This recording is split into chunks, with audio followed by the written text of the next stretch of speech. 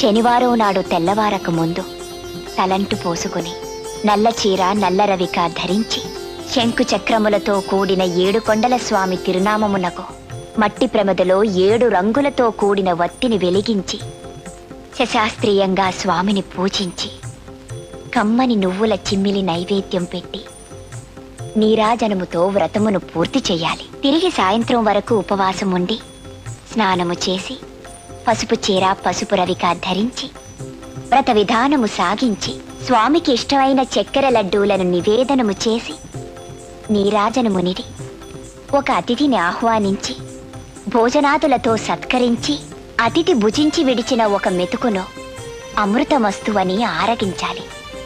అప్పటికి ఆనాటి శనివార వ్రతం పూర్తవుతుంది.